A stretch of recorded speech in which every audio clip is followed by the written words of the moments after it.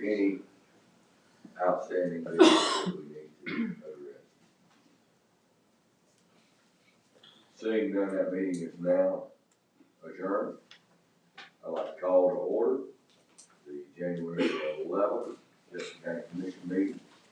Ms. Clerk, please call the roll. Commissioner Bowles, Commissioner Knight, Here.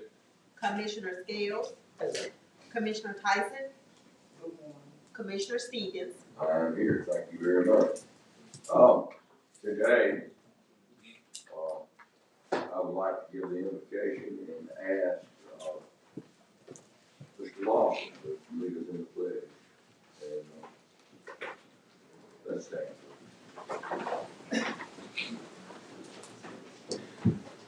Our most gracious Heavenly Father, we thank you for this beautiful day that you've given us.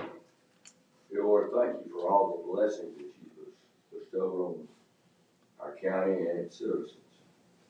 Dear Lord, as we're about to sit down and determine the course of action that we will take in the near future, we ask that you touch each of our hearts to do the right thing. Dear Lord, please give us the strength, the wisdom, the courage, and the guidance, the foresight to see the future and to be able to do what is right for all citizens. Dear Lord, thank you, God. You've been a wonderful, gracious God to us. Dear Lord, if we have anyone here that is sick and infirm, we ask that you touch them with your healing hands. Keep us, guide us, and protect us, Lord. We ask you things in Jesus' name. Amen. Amen. Attention, salute, pledge. I pledge allegiance to the flag of the United States of America and to the republic for which it stands, one nation, under God, indivisible, with liberty and justice for all.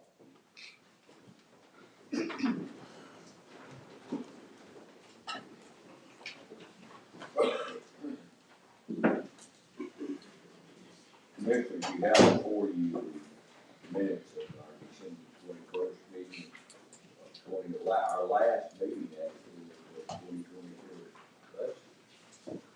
Is there any additions, corrections, or revisions to those minutes? We dispense the reading of the minutes and adopt them as written. Second. We have a motion and a second. All in favor say aye. Aye. I see no presentation. I do have something that I would like to say to the commission. And Ms. Syria, would you stand up, please? Sheriff Serio has been a long time friend and a long time employee of Jefferson County. She's been my confidential secretary for almost my entire tenure here on the commission. And Tara is retiring at the end of this month. Yeah. She has served her time and served her time very well. And I want to take this opportunity to say thank you, ma'am. A job well done, and we wish you and Anthony, your husband, the best in retirement. And God bless you. Thank you for what you've done for Jefferson County and the way you've been able to touch the citizens of District 3 through your communications. Thank you so very much. Thank you.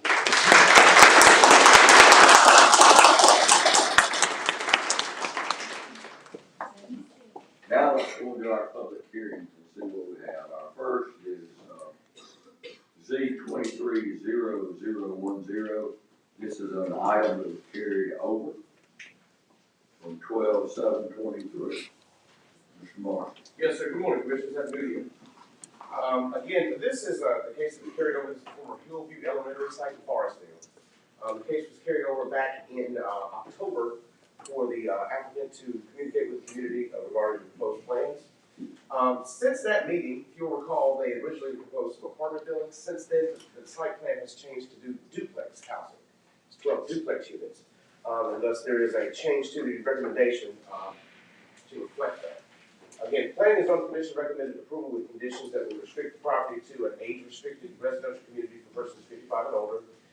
Two, a landscape buffer shall be maintained adjacent to Egret Drive, which the intent of that particular condition was to limit or prohibit access. The commission may want to stipulate specifically that access should be prohibited from Egret Drive.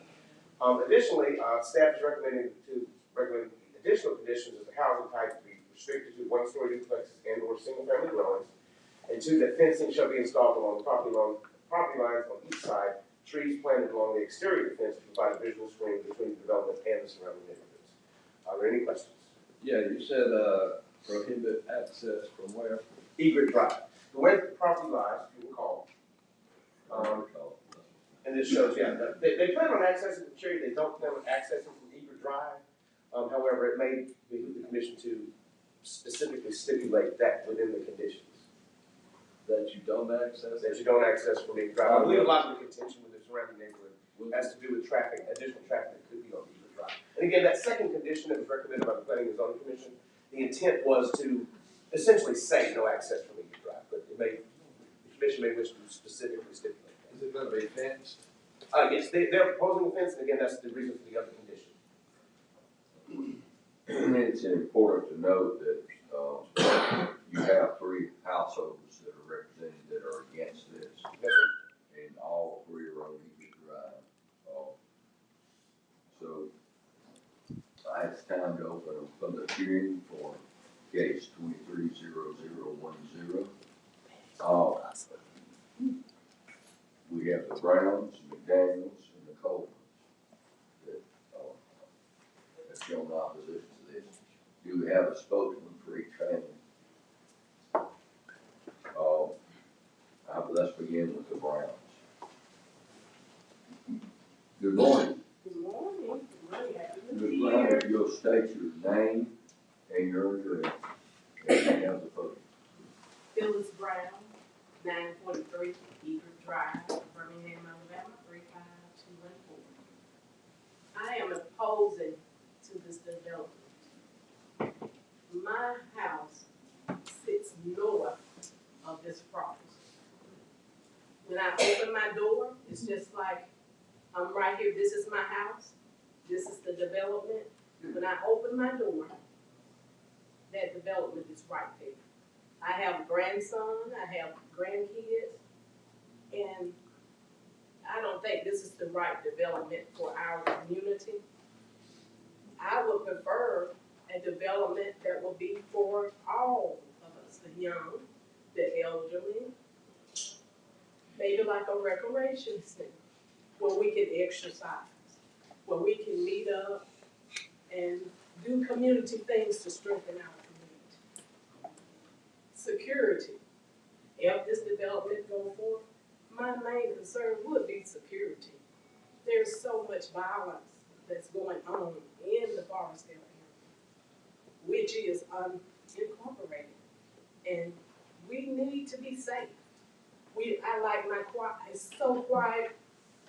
Sometimes may get a little noise with traffic, but right now it's quiet and peaceful, and that's where you find when you go to work. When you come home, you want to be able to relax, be stress-free. This is not for this time. Thank you. Ms. Brown, Yes. when you open your door now, what do you see? Right now, what I see is grass and trees, because that was the back side of the gym area. So right now, it's just grass again. Okay, so this is not, I thought this is the whole school there today. Well, the school is not there. Everything is torn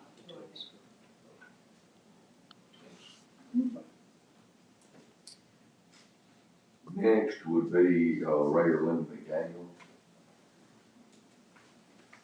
Good morning, Mr. McDaniel, how are you today? Good morning. My name is Roy L. McDaniel. I reside at 967 Egret Drive, which is across the Egret from this proposed property thing. I'm the second generation in this property, and it is started out as a school, one room, two room school that I attended back in the 40s. And now we're transitioning to a new development. My point is I addressed in September the 14th meeting before this commissioner that the address for this was 1520 Cherry Avenue. And I would, at that point, I requested the commission consider a fencing along the north side of Egret Drive to restrict any access to Egret Drive because it was just a small road that has two 90-degree turns without 150 feet apart. So I requested that the commissioner consider an 8-foot or 6 or 8 foot fence along the property line north of the Egret Drive, adjacent to their property. And then the second step would be, if this property is developed, that it would be strictly enforced for 55 plus, which they had originally presented. The original plan called for condominiums to be built, and I would reinstate what the staff says, that it be one-story apartment homes. Now, there is a precedent for this, which is just a mile down the road on Cherry Avenue, and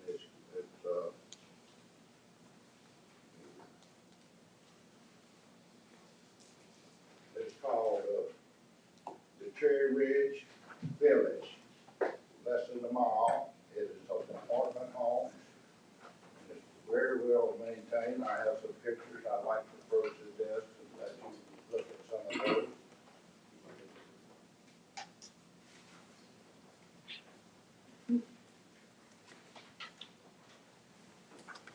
And it's been well, that was a well thought out division, subdivision that was put in. It's adjacent to the institutional 2 because it was adjacent to a nursing home, which was put there when they tore down our ballpark. And so that was taken care of. Okay. And like I said, with that one-story building would be a lot, would blend in with our property along Cherry, along Eagle Drive. There's a sort of a no man's land, you might say, across from Egret Drive, which was used by the school district, and as part of this property, but they park school buses there, and the staff sometimes park there. And it's a small, less than I'm not sure a house could be built on it that could be built there, but I requested a fencing be put around there because unfortunately we have a lot of people that dump garbage along this Egret Drive. So I'd like to see something done with that property. I think the adjacent landowner had tried to buy and was denied that. So, and my final thought is I read over the institutional 2 zoning. There is on there under section 703.01 paragraph 0. It allows for transitional homes. Now, transitional homes could be halfway houses for drug addicts, or it could be also, who knows, maybe the federal government might want to put in some transitional homes for some illegals that come in. So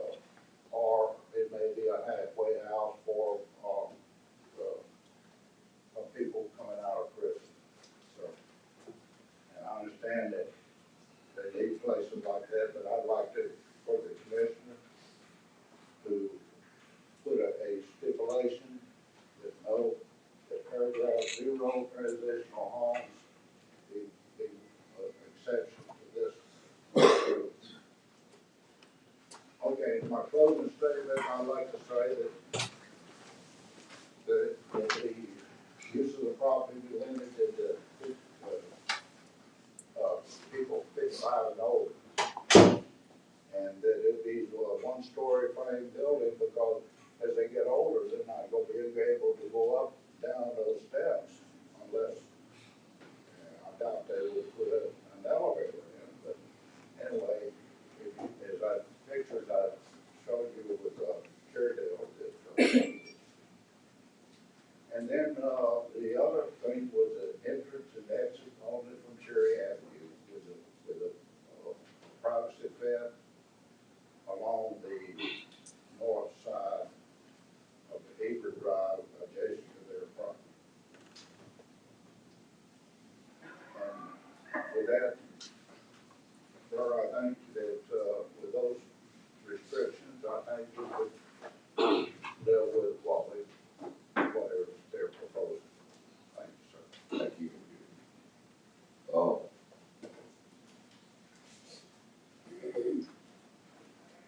Ms. Cole, good morning, please. Yes. Good morning. Good morning, sir. Thank you so much. I'd like to say, my name's Yolanda Coleman. I live at 953 Red Drive. That will be on the northwest side of the said property of 1520 Cherry Avenue. That used to be a Veterans School. Since this property is encroaching directly next door to me, that is my main concern. In that little park area that she stated in the last meeting that it would be. And I don't know how to direct this to the big screen here. And of course, in this little corner area, that is the said property that's encroaching on myself and my across the street neighbor, April Smith, who is unable to be here. Right here.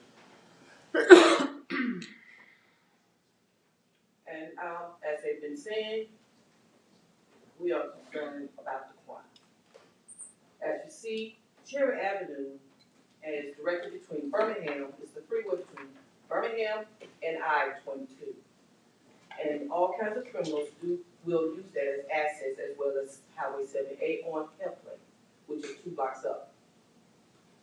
So therefore, this little area has been used several times by drug dealers and transactions that have called county several times on these transactions, as well as a dumping ground. So with this being supposed to be a nature area, this will also has been used and will be used as a parking area for so-called business for the residents in this area, or again, transactions in this corner area. And that is my concern. So I want this not a landscape screen, I want hardscape, such as a big fencing, such as Ms. McDaniels mentioned, as a feet away from between our properties, so that these transactions don't affect my house, which I use, this is my home, this is my big investment. That some transitional person who's not invested in that area as we are. That is my number one concern next to my property value going down. Because I don't want to have gunshots through my windows, because there have been some shootings. But we're quiet, and we know each other, and we support each other and look after each other in this area. And this has been quite disturbing, since this is right at my back door, literally. Have any questions for me? Mr. Marshall.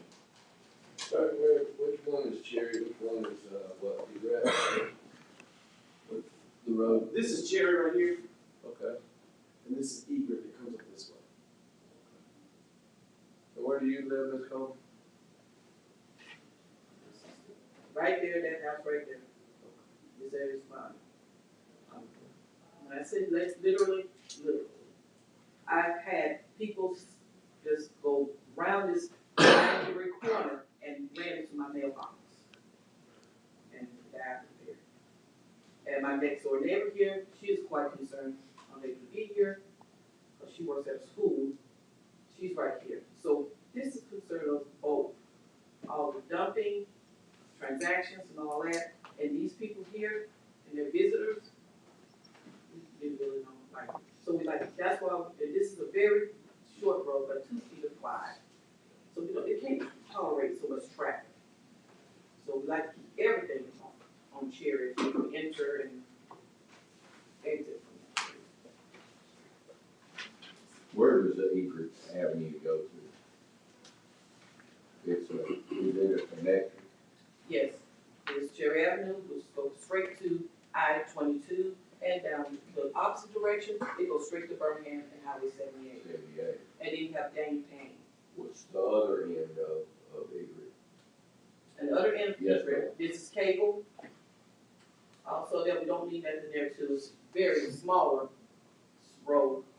And between those roads is nothing but ditches. And then here, this Brown area, her house, and this, my landscape business office is there, is right there. It's so tight there. And we have school buses that come and pick up the children in this area. And as well as cable, their school children that be picked up here. So, it's a very good, and then as you go down to Egret, you meet Haran, and Haran meets, East Dublin. And that is also go straight to Highway 78, but, you know, that's a big thoroughway to Jasper. Is that little green triangle spot, is that, That's the, yeah, that's what she's gonna but that's have. just a lot, right? It's just a lot right now, because the school, as Mr. McDaniel mentioned, school use that as a parking lot for the school buses and the staff. So now it's an open area. They mentioned that she's going to make that like a nature area, but I need a tall fence in there because it's too much going on there now. And now it's just gonna be a little area there for them to do their thing. Just out of curiosity, as your commissioner, Yes. I'm very familiar with that area. What is it that you think that your neighbors would want to see at that location?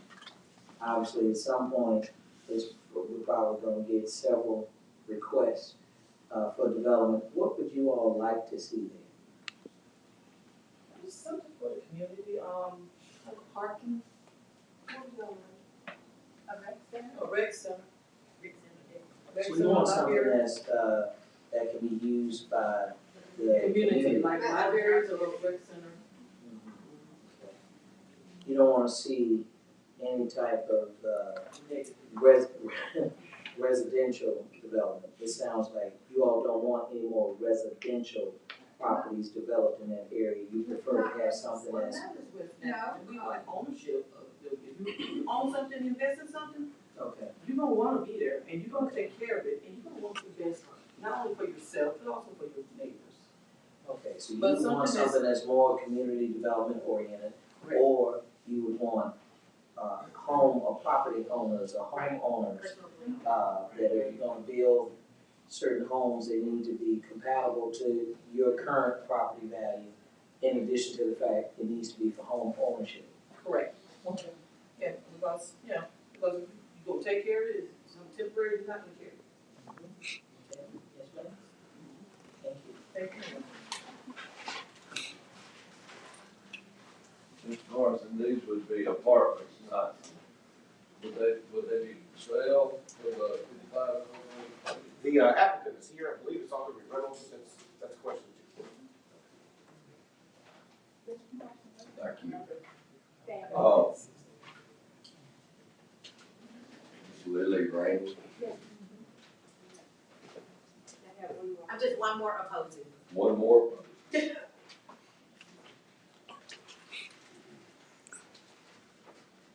need you to take your name, but I don't see you signed in. I'm sorry, I was behind you coming in, I'm sorry. So my name is Sharon Marshall, and my address is 973 Egret Drive. And, as stated before, when we were first notified about the public hearing for this, proposed zoning, it was presented to us as a 55+ community, which, I guess is okay, but, you know, we didn't know that much about it. At that time, we were only concerned concerned about the additional street parking or the parking and the extra traffic that would be coming through.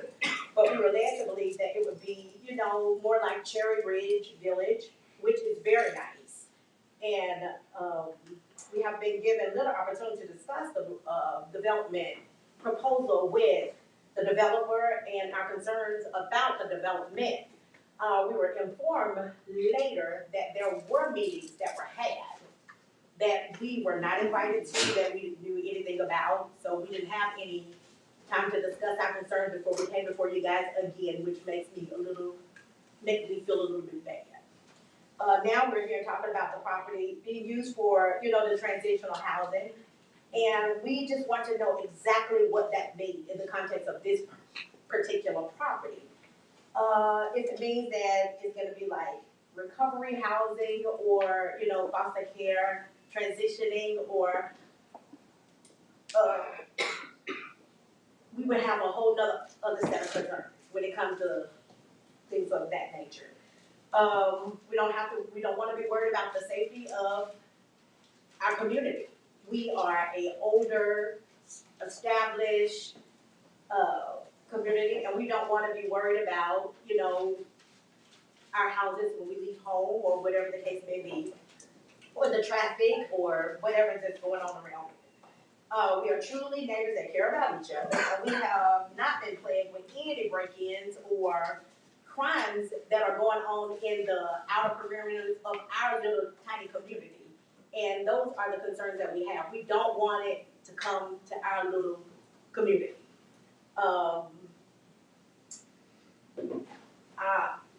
As stated before, they were always, they were talking about the trees and the shrubs, and again, we want high fencing if this development does come. So, and we want to block it off because the temptation of them parking there it would just be too great. Of course, if you can get an easier park, you're gonna take that easier park and go through the bushes if you have to in order to access the property. But those are our concerns, and we hope you guys take that in consideration. We are a small, tiny community, and we are a community that needs help. We need help. Our community is very small, and we need something that's gonna be conducive for everybody in the community, like maybe places for us to walk or exercise, or just for the elderly people in the community to get together on a daily basis, because most of them are, I'm one of the few that are still working, but most of them are, retired, and it's a place that we need a place that they can go to and, migrate together and have a better life. But that's about all I know.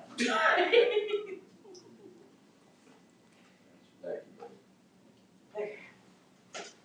Help us, please. All right, we have, Lily Rainey. Right, good morning. She is for this. And then we have Josh back, and that takes care of everyone signed in. Ms. Ray? My name is Lily Rainey. I live at 1201 Grand Boulevard. That's Birmingham. It is in Forestdale. When I was here the last time, you all suggested that I meet with the neighbors and that we have a discussion about their concerns. And so I reached out to Mr. Brown, I believe it is, who was the president of a neighborhood association there. And I asked him to send me a list of all of their concerns so that I could create a presentation and meet with them and address all of their concerns. He did that, sent me an email. I did a PowerPoint presentation. I met with everybody that came. I was not in charge of notifying all the neighbors around there. That was the spokesperson who stood here before you all when we met September, October. And we met at the fire station on 78. Supposedly, people were notified. I went there and did my presentation. I addressed every issue that Mr. Brown has sent in his email. We had a good meeting. When I left there, people were coming to me as, not necessarily because of that, but I'm an attorney, so they was, oh, we can work together this way, and we can do this for the community. And one of the things I did while I was there, I said, I want all of you all to take down my telephone number. If you have any questions or any concerns, you can call me. It's one of me, it's a lot of them, I didn't know them. I gave them my telephone number. I received phone calls at night, thrilled about the project, looking forward to it. Some wanted me to mentor them, so forth.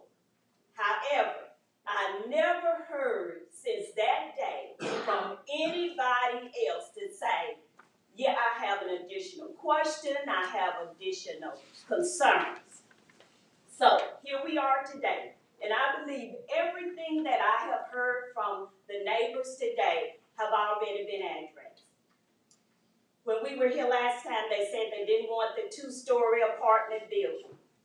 I went back on my own, based on what they said, and I revised it to be duplexes. Planning and zoning approved 24 units, so I said duplexes, 6 on each side, which would still give me my 24 units. It would be 1 story.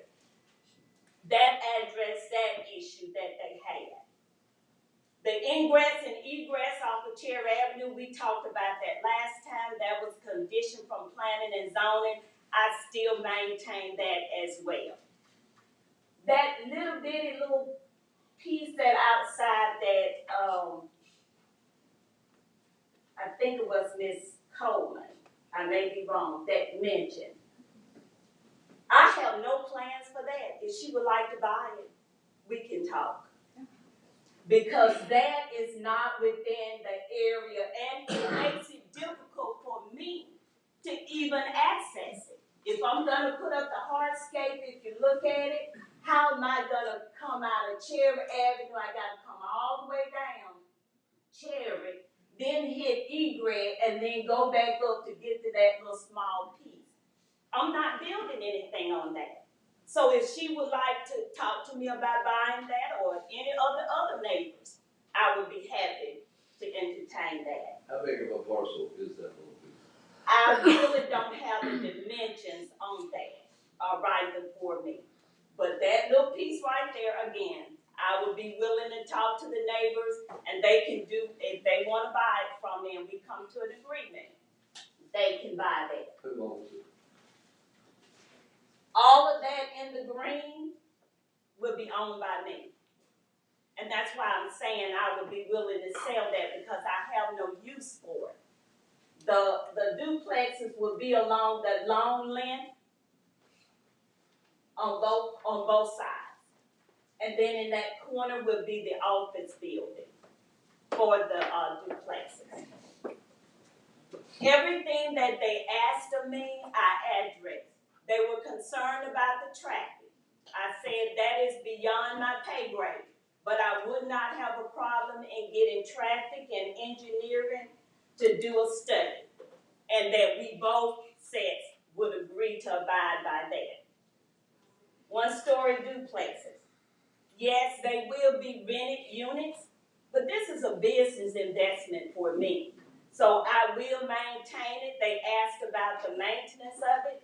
I took with me to that meeting my maintenance plan, my policies and procedures, and laid it out if they wanted to look at it.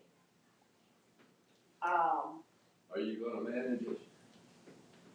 Yes. I also stated to them, I heard about the fencing, the tall fencing and all of that, and I said, yes, I would do that. I would put the arborvitae trees there as a buffer on each side so that they can't see it. And I'm trying to make sure I address all of their concerns. The main one is that, yes, 55 and plus. I've heard that somewhere somebody said it was gonna be transitional housing. I don't know where that came from.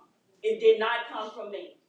So that might have been just talk among the neighbors, but it's just 55 and older, elderly people. It won't be for homeless or whatever the transitional housing that they're saying. The example they showed you is on that same style.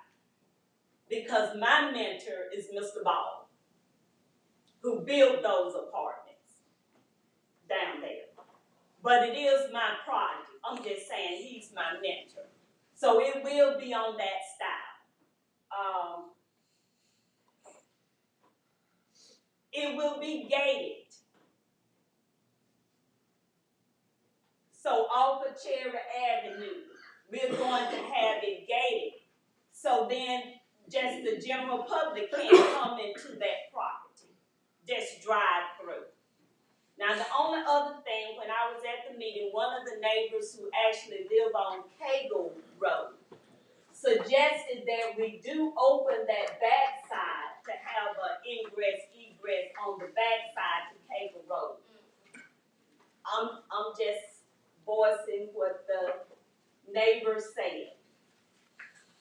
I was okay with just Cherry Avenue, but he either mentioned about for emergency or whatever that we open the backside, which doesn't touch Egret. And all I've heard today is about Egret Drive. I believe I've answered all of the questions. We will put the fence up. And certainly you're welcome to make that a condition, and we're ready to meet those conditions. Thank you, Mayor. Mr. Dawson, thank you. Yes, is the problem that we are having in District 2, Commissioner Scales, with the senior citizen assisted living program. They like, 4 Wind apartments have been sold 6 times since 2013. Each time has gotten worse. I just was over there, Mike, was that 3 weeks ago? The prostitution, they was actually, and they got the key thing, to let in. Somebody was propping the door open, and they was letting prostitutes in. Okay. They had fixed the apartment because of the people keep buying things. So we called HUD out, but they are HUD subsidized. HUD been out twice. I'm calling them out again. They need to shut it down.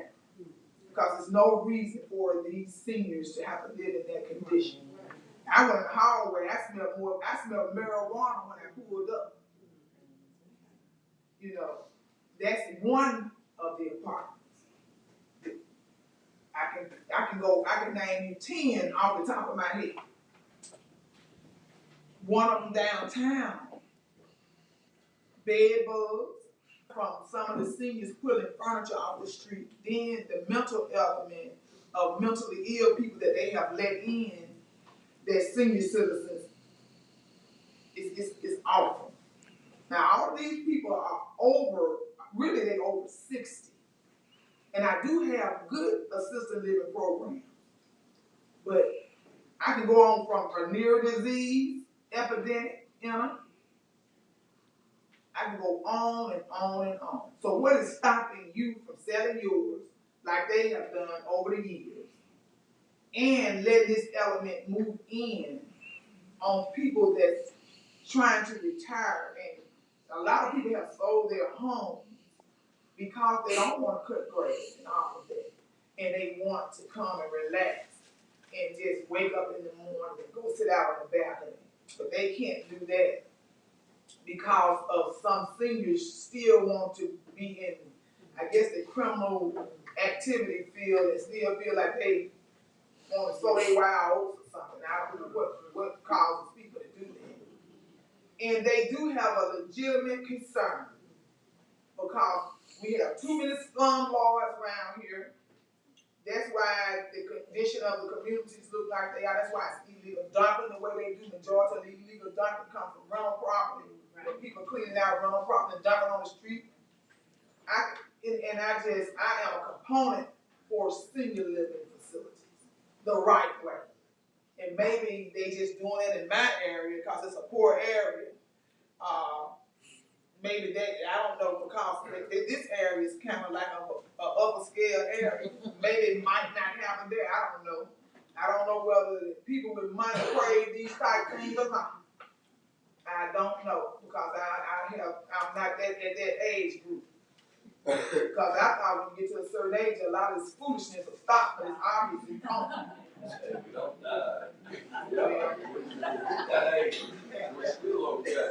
All right. You know, Viagra brought on a lot of problems. And I really sympathize with them. I get it. And no one can have more compassion for people than me. But I don't want to retire back into that type of element neither. So I don't see here you saying nothing where you can guarantee that you're not gonna sell your property. And I asked this guy that just recently bought Bankhead Town. He is a foreign guy. Where was he from? Well, he wasn't from the United States. They bought Bankhead Town. And it's been up under 2 management companies. But this element is still coming in that facility. It's not fair. And you can't guarantee these people that somebody come and tell you they're gonna give you $50 million, you ain't gonna sell. And then it's you gone with your $50 million, and it's left on this community to be terrorized. And it's not fair. And until we can get something established to guarantee people or some type of ordinance or law put in place that make people do right. You shouldn't have to make people do right. But I truly believe that when you don't do right, you should be made to do right. I agree as well. And may I speak now? Yes, ma'am. As I said before, this is a business investment for me, but it's for my family, for generation after generation. There is no goal to build this, for me to go through this and sell it. I stayed maybe a mile or 2 from this property. So I consider it in my backyard as well. And as a real estate agent, as a home builder, I am not just putting something up just to try to make $1 to sell to somebody that's 50 million. No, I don't believe that'll happen, but my goal is not to sell this. I don't know how to assure you all I'm going to follow HUD guidelines as far as getting residents in there. Follow guidelines, HUD guidelines with maintenance. Follow HUD guidelines. Now, I don't know what you need from me or the neighbors to ensure that I'm not going to sell. I'm going to do my very best to get the right type of people in there, because I don't want to deal with those elements that you mentioned as well. Because I want this to be there for years and years and years, and under the same ownership as my family ownership. So what do you need for me to reassure you? I don't think you can give us anything because you don't know how long you're going to live. You don't know what your children are going to do. Because does anybody? Nobody. Because I called myself leaving my daughter something. She said she didn't want to move in that area where I left her house. So I didn't want to do that. We need to wind this up. Okay. We have one other person who would like to speak, and then we're going to call for questions, okay? Thank you, ma'am. Thank you. All right, this must be Jimmy, one thing, I don't know that we Well, need to give any rebuttal on this. Yes, this is a rebuttal to what some of the comments she has made. But that's something, let's hear from our other person. If you look behind you, we have a room filled with people, and we have several cases to take. And this case is almost taken an hour, so I'm gonna ask you to, let's let someone that hasn't spoken speak. And I think the commission has heard enough information Well, to do what we need to do. And I appreciate your respect for what I said. I did that. I'm Linda McDaniel, 967 Eagle Drive. I guess my main rebuttal, and we all have, is we don't know this Mr. Brown. We don't have a homeowner association. We have not been reached out to personally, did not know about the meeting, had no input whatsoever. We were not given the lady's phone number. We have been in the dark. And then we did start hearing that this is going to be transitional. She says it's not, but I think we really need for a safeguard to say that it is not going to be, that it's going to be in for elderly, and they are not recovering alcoholics, they are not being transitioned out of prison. And there's a lot of government programs now that are taking the people that come over the border and trying to house them into neighborhoods. We would like to know that we are guaranteed some safety, and that's a lot of our concern. Appreciate your concern. Thank you very much. Is there anyone else in y'all would like to speak in favor of it? I know, sir, you already had your time. And you've had your time in a couple of. Well, it'd be short, Let's get quick. another motion, and you have to. Yes, short, quick, brief. If I let you speak, I need to let everyone speak. Short, quick, And brief. you've already had that. Short, quick, brief. I think we have enough information to. I just don't want us to become another center point. Jefferson I County is already considered as a understand. ghetto by Yes, other ma'am. counties in the state. I And I want appreciate this place to be homey, and this is All right. what we are. Thank you. Thank you. All right. Anyone else? I'm gonna close the public hearing at this time. Is there anything from the commission? Yes, Mr. President. Well, first of all, I want to thank everyone for coming out today, including yourself, Ms. Rainey. I know that you came before us a couple of months ago. I made several notes, not only from what the residents had to say, but I also made notes as it relates to you. I happen to know, and I want to make this commission aware, obviously I'm the commissioner for the area, right? So what I did, and I want to remind this commission, Jefferson County Commission actually helped with the development of where Charles Ball's facility is, right? Okay, approach this right quick, and Mr. President, I promise won't take me but just a few minutes. Ms. Rainey, if you can approach right here. So, am I correct in asking, you said that your Mr. Ball is a mentor for you? Yes, I met with him when I wanted to start doing this. And he met with me and my daughter, and he said at the time that he was in a project and that he would be happy to work with me and work with me on giving me advice or whatever. So that's why I'm saying he's a mentor. Now, he has not signed on. We met over breakfast, and he said he would be willing to do that. So. Okay, so hold on just a moment, Yes, for time's sake. So, are you utilizing any architectural drawings or any of that to implement what he has already developed with your project? Am I using his plans? No, ma'am. I'm You trying- said that your property development is similar to his, right? Am I correct? The duplexes. Yes, ma'am. So I'm asking, are you utilizing, since he is a mentor, or at least you sought after his mentorship, are you utilizing any of the architectural drawings or any of the entities that he used to build his? That is going to be my plan. Now, whether I have not, But you don't, hold on, but you don't have the answers, no. Is that what I'm hearing? no, I won't say that because that's what I want to do. He's going to work with me. But at this stage, I have not even purchased the property yet because it's all dependent on what's going on here. Okay, yes, ma'am. And so my other question is this.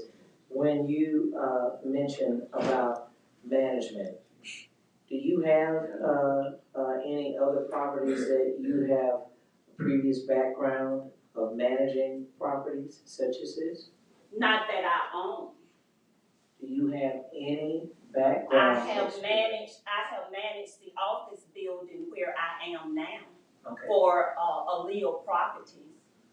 Okay, so let me make sure I state the question again. You said that you would be the managing agency or whatever as it relates to that specific development, is that right? Yes. My question to you is, what previous background was a project of this nature that you have managed yourself that you can say that you have experience in that regard? I don't have any experience with 55 plus over apartments or duplexes, but I do have property management experience. It's commercial. Okay. So here's what I'm going to say as a commissioner.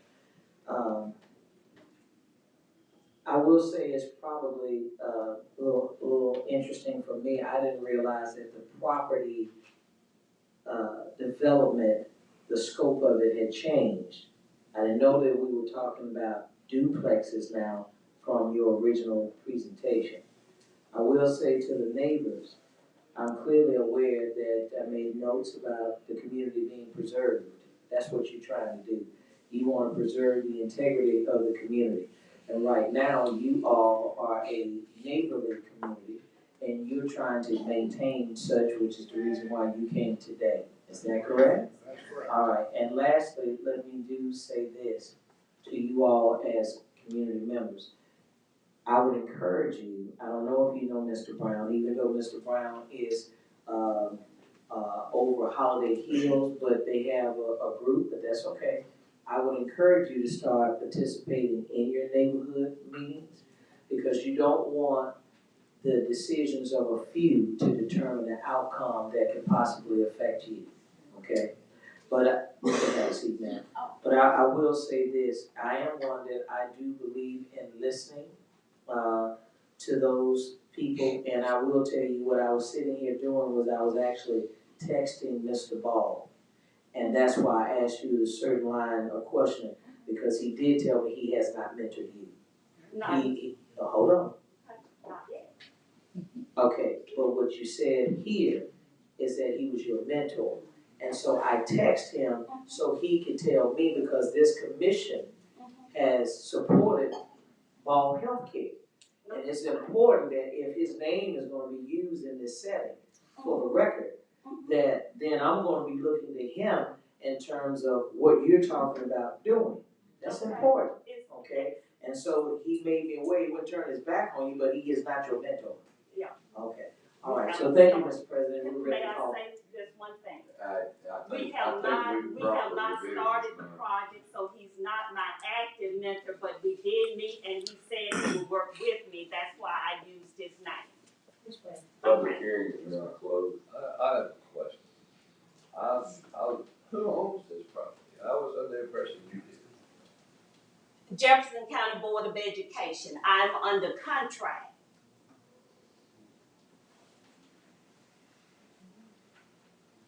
I was under the impression too, Commissioner, I thought that was the reason why you mentioned that if the neighbor wanted to purchase the property in question, that you could, because you were the property owner, so I am going to buy the property, whether you all approve it or not. So I'm under contract and I will buy it and I'll hold on to it. Okay, Chair, let me take a motion. Move to deny, Mr. President. Have a motion and a second. Madam Clerk, please call the roll. Commissioner Bowling, Commissioner Knight. Aye. Commissioner Scales, No. No, you're, You made a motion. Oh, okay, yeah. Go. Excuse me, that's what I was like, hold on. Yeah, aye, for the record. Commissioner Tyson. Commissioner Stevens. Aye. Rezoning has been denied. Commissioner. I do think that, Ms. Laney, I would think that if you did buy this, because I was under the impression that you only, when we were talking about that other little piece, I have no doubt that you would do it in the right way. I can't hear this. I said, I think you would do it in the right way, but, the vote's been taken, so that's where we are. Thank you. Next case is Z 0039, Lloyd, Alicia Cummings. And I know we have another one that has several people who wish to speak. I'm going to hold back to the last, for expedience and let these other people get out of here. Go ahead, Mike. We're doing case 30? We're doing case 39. 39. We're going to say 30 to last. Right, case number 39. This is a request for a split zoning. It's really quite a simple request. You can notice on the zoning map, you see there's a small portion of the zone. C1 commercial and another portion down at the bottom, below that subdivision that has R1 zoning. The request here is just to consolidate it all to A1, just so the property will have only one zoning classification. Like us, the public hearing on Z 230039. Anyone in the audience wish to address this issue? Seeing none, the hearing is closed. Chair will entertain a motion.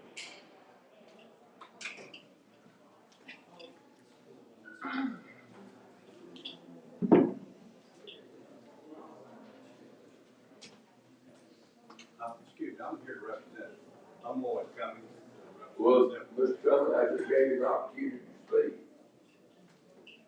There's no opposition that I think. There's no opposition. I'm just waiting on a motion. She's moved aye. Second, all in favor say aye. Aye. There you go. Sometimes it's best just not to say anything. Thank you. Yeah. Z 230040. Yes, sir. This is a request to rezone from institutional to R6. This is for compliance for residents. This is a former parsonage that is adjacent to a church property, and the church wishes to sell it as a single-family dwelling. As you see, it says it's a residence. It's out here, and R6 is the predominant residential zoning in this particular community. Planning and zoning commission recommends approval. Z 230040. I'd like to open public hearing at this time. Is there anyone who wishes to address this? Seeing none, public hearing is closed. Entertained motion. Move the item. Been moved and seconded. All in favor say aye. Aye. Aye. Any opposed? Aye. Which one is that? That's 4. Next is Z 230041. Yes, sir. This is a I'm request. sorry, sir. I'm sorry for interrupting you. I know you put the case of C 2330 at the end, but a number of people who were at this meeting today to speak on that, they have full-time jobs, and they've asked me to ask you to please hear it after this case so that they can get back to their jobs, because some of them are going to have to leave. Yeah, the rest of them, it's going to take probably 4 minutes to go through what we've done. That's what we needed to hear, sir. Thank you. Yes, sir. This is a request to go from C3, which is a zoning that's exclusive for nightclubs, bars, lounges, to A1. The plan is to develop the property for a mobile home, which would only be allowed in either A1 or R6 zoning. Planning and zoning commission recommends approval of this as well. Open the public hearing, Z 230041. Anyone in the audience who speak in favor of or in opposition to this? Seeing none, the public hearing is closed. Move the item. Second. I can move second, all in favor say aye. Aye. Any opposed? Z 230042. Yes, so this property has legacy C1 zoning. At one point in time, there was an apartment complex on this property. That apartment complex has become dilapidated and is currently just used for personal storage. The applicants have requested to rezone this to A1, just for compliance for residents on the property. You'll see the aerial photograph. The property's use is residential, single-family residential. Like those, public hearing Z 230042. Anyone wish to speak to this? Seeing none, the public hearing is now closed. Move that. Second. Been moved and second, all in favor say aye. Aye. Any opposed? Z 230043, Claudette Hughes, on property over, that's adjoining, was AAA transfer property over there. Yes, sir, correct. This is a request for the 151 lot garden home subdivision. I did receive word from the developer that they wish to continue this case until next month.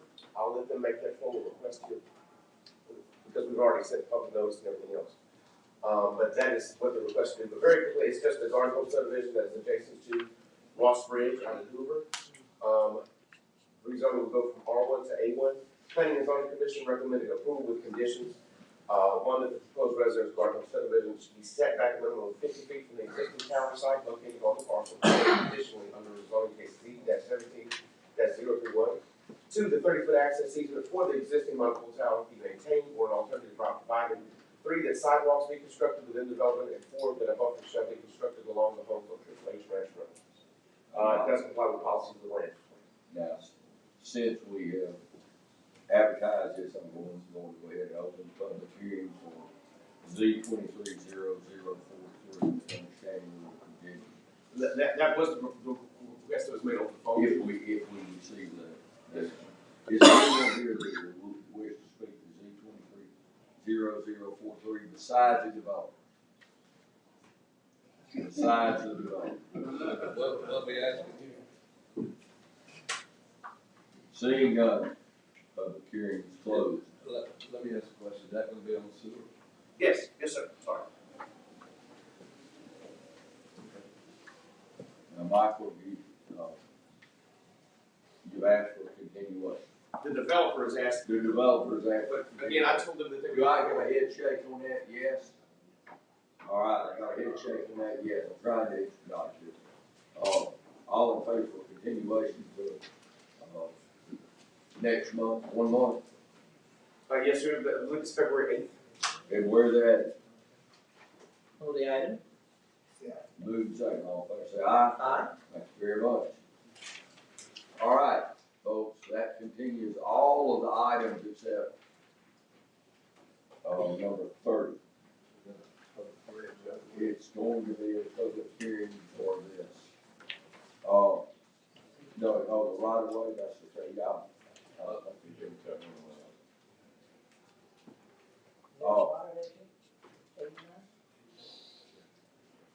Our case now before the Z 230030. Mike. Yes, so this is a request for a garden home subdivision, Blue George Loop. The developer originally proposed 107 units. Since then, they have revised their development plan to just have 100 units. This proposed development would connect sanitary sewer. It does comply with the policies of the land use plan for the area. We'll note that there was a case that was on the opposite side of Blue George Loop to the south and to the west. It was denied recently by the commission, citing that it did not have infrastructure that was there. Again, the original development plan looks as follows. They have since revised those, and I'll point out those differences very quickly. Is that they did include a buffer along Blue George Loop at both entrances. And again, there is they included a little bit more buffering as well along where the power line easement is located that traverses through the property itself. Again, with it complying with the policies of the land use plan, the Planning and Zoning Commission recommended that garages be set back, recommended approval with conditions that garages be set back a minimum of 25 feet from back to curb, or back to curb, that the density be limited to 2.4 dwelling units per acre. Three, that the buffer exists along existing the site leading to Bob George Branch Street. And then lastly, to install a 25-foot buffer to mitigate the effects of the difference between the densities between the RG zone and the A1 zone. How many mushroom exteriors are on that? Again, I think that those are dry weather. They just show up on our hydrological maps. Again, I'll have the developer address that as well. Right now, I'd like to open a public hearing Z230030. Yeah, I'm going to do this a little differently because we have time constraints.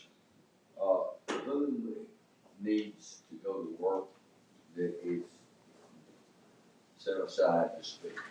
Yes, ma'am. If anyone's wanting to speak and you've got to go to work,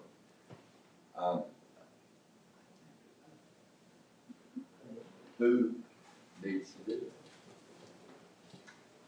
I don't want to go different from what you said, because you wanted us You got to it all. to move thing and take care of it, and I've tried my best to comply with you on that. You've done it. So one of y'all really needs to get up there. Don't make me look bad now. I got to work the name. All right, I'm gonna go down the list now. But I apologize. I've been bad so. Matt Renner, reveal. Are you here, Matt? I am. You wanna come talk? I'll let Connor do the talking. All right, so you're not gonna talk. Not at the moment anyway, I know it's time. Well, who is gonna represent the property? Come on.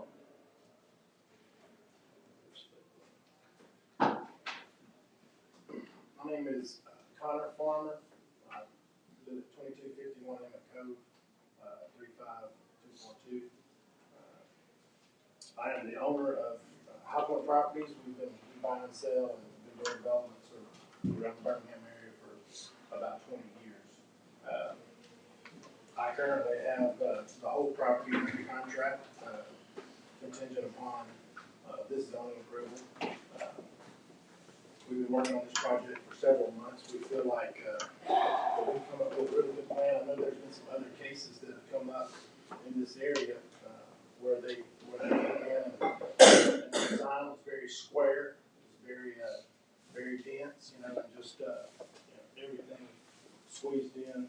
I'd like you to kind of point out that our design has curvature in roads. It has some green space in different areas where there's topography and streams. We put buffers along the corridors there,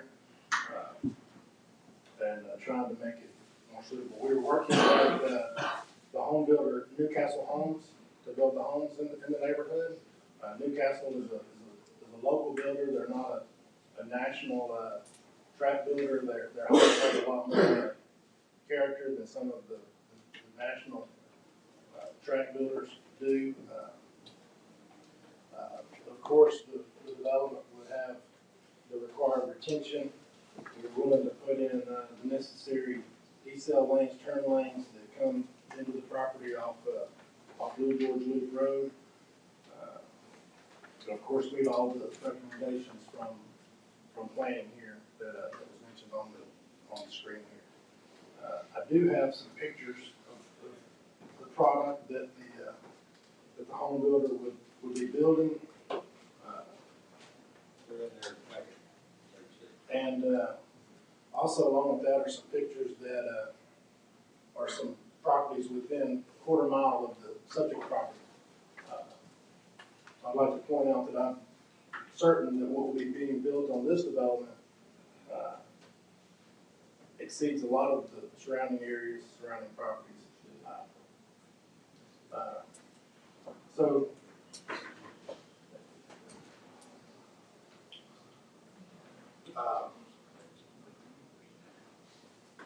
the big opposition here, I believe, is that this is traditionally been a rural area. And I understand that, I agree with it. It has been a rural area for many, many years. But now we have a 9-story, $400 million hospital being built within a mile and a half of this property. There are already 2 large neighborhoods one of them is directly across the street from this property. If you stand on this property, you're looking at a 150 lot plus neighborhood that is the exact same zoning, and our houses would exceed the quality of those houses across the street. So we're not spot zoning something out in the middle of a rural area. We're asking for zoning that is already in place directly across the street. Halfway between this property and the new hospital is another development that has over 300 homes in it, with some lots that are smaller than this, some that are the same size, and some that are a little larger. So what I'm trying to say is that with this new hospital coming within 2 miles of this property, and the other developments that are already there, the rural character of this community has already been changed. It's not like we're coming here and changing the rural character of this community. It's already in progress. It's already happening. It's already done. What we're trying to do is fill the demand for the people that are going to be employed by that $400 million hospital and the $1.1 billion Smucker's factory that's being built. All the job growth that's growing in this area, we're trying to fill the demand for housing and for living, where the people that work at these places will spend their money in Jefferson County. You have the Taney Hill Promenade that's 2 miles from this property, with plenty of shopping and restaurants and everything else. So the rural character of this area is not changing because of us. It's already changed and it's already in route. We do have sewers located directly across from the property. You can see right here on the southwest corner here, that line right there, that there's a pump station directly across from the property there, maybe 100 feet up the right of way. We would be tying on with that pump station with the sewer. I think one of the concerns with the development that came prior to us down here on the bottom right was that it didn't have access to the sewer, and they were talking about doing an on-site sewer system. That's not what we would be doing. We'd be tying on to the existing Jefferson County sewer. A lot of the concerns are going to be traffic, and I get that as well. I mean, with growth and development in a hospital and all that, you're going to have traffic. The county is currently widening and building a 5-lane. They're expanding Bell Hill Road to be a 5-lane road that will intersect with Blue George Loop Road, the feeder road here that will feed into Bell Hill Road. And that will alleviate a lot of traffic. 5-lane road that will go directly out to the Eastern Valley, right where it intersects with 459. So we feel like the traffic with that Bell Hill Road will be helped tremendously. Like I said, we're willing to have follow all the county's guidelines with sight distance at our entrance so that it's safe, with the left lane at our entrance so that it's safe, and all the things that are required by the county to meet all the safety standards. I understand that with growth comes growing pains. Right now this property is currently taking in $300 a year in property taxes. It's rural, it's wooded property. With the development here that we're proposing and taking approximately $140,000 a year in property taxes, allowing for that money to be spent on necessary improvements in the area. A lot of people get up here and say, well, we don't mind it being developed. We want it to be 1-acre lots, like some of the stuff around there. Well, I have a 1-acre lot development within 3 miles of this property in the same McCalla area that we started 4 years ago. It's called Camp Creek. You may be familiar with Camp Creek. Ronnie Morton is my partner on the project. We have about 28 lots that range from 1 acre to 10 acres. We've got ponds in there, 2-acre, 3-acre lake with a common area on the lake. And if you look it up and go out there and see, you'll see that we started the project 3 or 4 years ago. We sold about 12 lots. There's about 7 houses in the development over 4 years. It's just not economically feasible.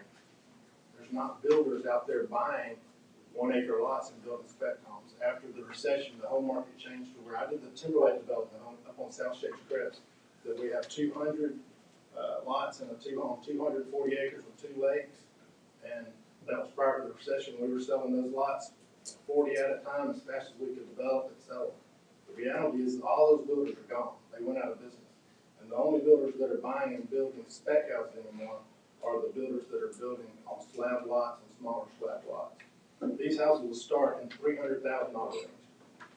So we're not talking about a house that I believe is less than a lot of the houses in the area, and definitely more than what's across the street or right down the street in some cases.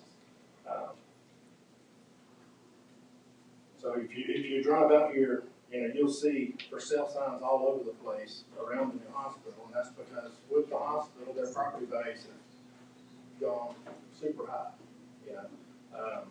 So yeah, there is a negative to the growth of the hospital and all the new commercial development coming around there that causes traffic, causes congestion, but it also raises property values, and that's why so many people have them for sale right there along the road. What's particular to your proposed development that you want to address? I understand the dynamics of the entire McCall area and what's going on. I need for you to hold your statements to what's the development, your and how it affects these people out here that are speaking in opposition to it. Yeah. And you need to do that pretty quickly now. Yeah, I mean, ours is number one, it's not a rental community. We're not going to build houses and rent 100 houses like what's happening across the street. It's a different builder, quality builder that,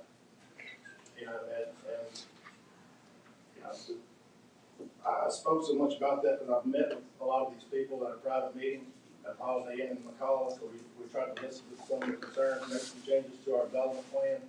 So we're just trying to address the need for housing in the area because of all the job growth. And it makes sense to us, I hope it makes sense to you guys, to keep these people in Jefferson County where they're working. So our layout, our design is a lot better, more creative than the previous designs of the other developers that were here with where they were just square roads, like cookie cutter square. So that's I appreciate it. Thank you very much. Thank you. I got a question. You want questions, Neil? Are you still going to be able to circumvent those cul-de-sacs? Yes, sir. Our cul-de-sacs will be required to be the 80-foot cul-de-sac that's required by the county. I believe it's an 80-foot radius around the cul-de-sac. The school buses will be able to turn around. Will your houses have 2-car garages? Yes, sir. A lot of the pictures you see there, they'll have 2-car garages. And what about your buffers to your neighboring neighbors? It looks like you're running right on the street on one, and looks like you're running pretty close to the road on your development of your lot. Do you have any buffers? Yes, sir. We had lots going out to the road on Lou George Loop. We added buffers there. We took out 10 lots along Lou George Loop Road right there.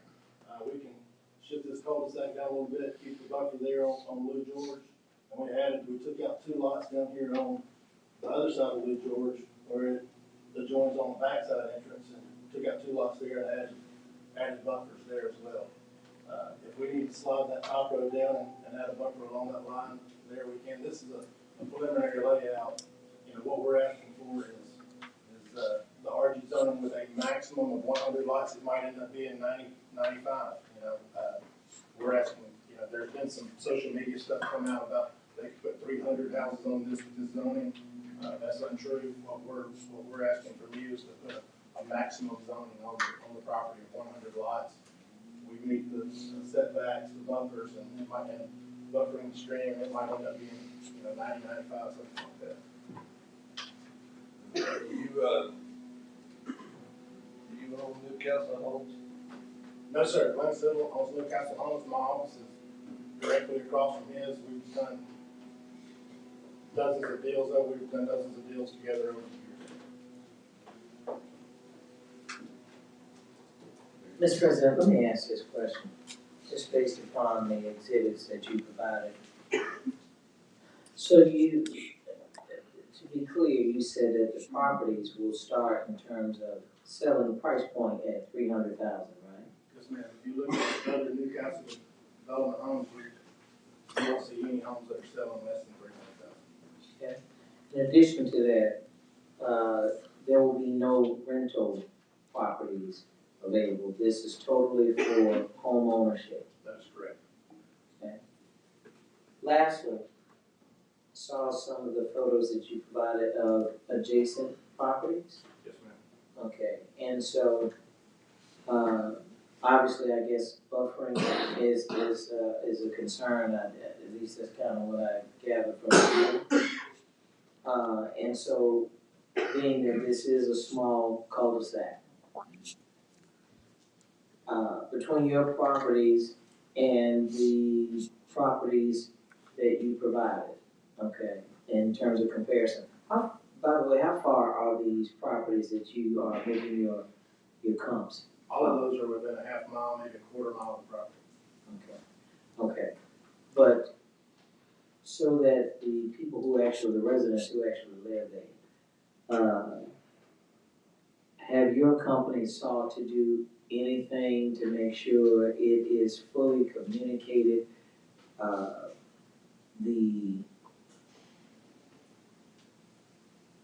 you all's willingness to work with them to make sure that there is no question as relates to property values based on what you're developing and where they currently live, the property? Yes, ma'am. Yeah. Well, yes, but we rented a room at the Holiday Inn right there at the Eastern Valley Road exit and invited all of the neighbors to come. We listened to concerns and you know, most of the concerns are infrastructure and property values. You know, we think, you know, like I said, the development right across the street that you can see there on the screen, it's the same size lots as what we're proposing to do. The homes would be of equal or greater value that are there. And the one north up in McCalla Trace, same thing, smaller lots through McCalla Trace and what we're proposing, some of equal size. And the problem is that a 1 acre development on this property is not feasible. You know, it won't happen just because it's not feasible and it doesn't make economic sense. All right, are you done? Sure. All right, up in the right-hand corner, there's a cemetery. Yes, Is sir. that part of this parcel? Yes, sir, we'd be deeding it to, or we would not be disturbing that property. And if somebody manages that cemetery, if somebody manages it, we'd be happy to deed it to them or put it in a lot for them and donate it to them or whatever we need to do to keep that separate.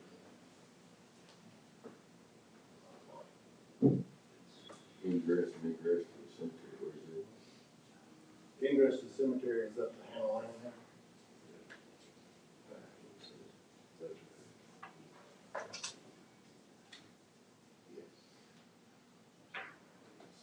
Any other question? Thank you. All right, number of people here, do we have a spokesperson for any of them? I understand, let's save you for last. I'd rather go first if you don't mind. I've got a lot to do. You gotta get up and go somewhere. Well, what I'm saying, a lot of the stuff that this gentleman said is kind of misrepresentative of our concerns. And so you are a spokesperson. Well, it's a public hearing. With all due respect, sir, I'm going to give you some stuff. I've got a map here. I've got a handout for you. I don't speak for other people, but I can address what many of their concerns are. I will tell you first off, right off the bat, our concern are not necessarily, primarily, that this is a rural area. Our concern is, and probably will be for a long time, traffic and the safety. Put your name and address. Yes, sir. To the podium. I've got a person that's going to be doing a quick handout that I just hit with my, what? Oh, yeah. My name is Phil Turkett, Turkett. I will. My wife was telling me all what to do, so I'm sorry. I don't mean to cover you up, man. I'm very pretty, and I don't want to distract you. Welcome. What's your name, sir? My name is Phil Turkett, Phil is the first. And your address? I live at 7536 Blue Creek Drive. How close is that to the property? I'm not real, about 2 miles, I guess. So But you're I'm- 2 miles away. But I'm glad you asked that, sir. 2 miles from the property, approximately 2 miles from the subject property. But I'd like to tell you this, I'm glad you asked me that, Commissioner Stevens, because we're here on behalf of the McCullough community. I moved to the McCullough community. We're all community members. We act and react and work together as community. So we're all affected by this. And as I told you earlier, or at the beginning of this, our major concern is traffic. Most of the streets, I'm kind of getting off my script, but most of the streets and public roads in that area are only between 18 and 19 feet wide. And you've got asphalt and drainage ditches, you've got asphalt in somebody's front yard. So our concern is that the more and more houses you put in there, the more and more cars you're gonna bring to the area, and the more and more traffic jams you're gonna have. And that's gonna definitely have a negative effect on the neighborhood. It's nice that we can keep many of the houses out there not on 1 acre lots. They're on smaller lots than that. Some are much larger. But our major concern is not that it's having an effect necessarily on the rural. Our major problem is the roads. And to illustrate, I'd like to show you right quick what a 19-foot roadway looks like. That's it. From here to there is 19 feet. Delivery vans, RVs, trucks with wide tires on them, vehicles, all of them. 2 lanes of traffic right there. Like I said, you've got asphalt and ditch, or asphalt in somebody's front yard. If you got a problem with traffic back up, you got nowhere to go. You can stop right there. And this roadway I'm sorry, I need to go back to the mic. This roadway that they talked about, the big roadway that they were making the improvements on, which is on Bell Hill Road, I don't think it's going to alleviate any of the traffic flow on this local street. I think it's basically going to add to it because it's going to bring all that traffic up there. There's going to be nowhere for them to go. Mr. Turkett, let me interrupt you real quick. What was your address? 7536? 7536 Blue Creek Drive. I'm right across basically the area from where the new McAdory Elementary School is. And that in itself creates a great deal of, and there's a brand new school not more than about a half a mile from this, the McCullough Elementary School. That adds to traffic, and the street in front of that is 19 feet wide. But I'm here today to speak against this. And one of my main reasons to speak against it, in addition to that it's a traffic going to create, I think, and most of my neighbors and friends in that area think it's going to create a great deal of traffic flow. But it also is contrary to and in direct opposition of the purpose listed in your own or our own zoning ordinance. And I'd like to remind everybody that the zoning of this property, A1, does allow homes. And the applicant was talking about that they're 1 acre lots. I understand that. And it's already zoned for that. So bringing houses to the area, all he's wanting to do, or all that we've been told he wants to do, is increase the number. Now, I did attend a meeting on November 21st that attended many of the people that are behind me. And at that time, many of them asked the gentleman, why do you need so many houses out there? Why can't you just do it with 1 acre lots? And the subject of providing new homes for people that may work at the new hospital, may not, didn't come up. What he said was this, and I basically can quote him because my wife, who's sitting right over here, took excellent notes. And he said that the reason is that I can't make the money that the owner wants unless I put this number of property there. I can't, because it's not economically feasible for me to buy the property and to develop it. We hear that a lot. What else? I understand. Well, I have over 37 years of professional zoning experience. And I come before you, I've read, I've written even, I've edited, and I've even participated in several court cases dealing with zoning issues. And I can tell you now that economic feasibility of a project has never been accepted as a reason for granting a rezoning. In fact, I would dare say that everything the gentleman who is the applicant said today I don't think is a reason, valid reason for granting a rezoning.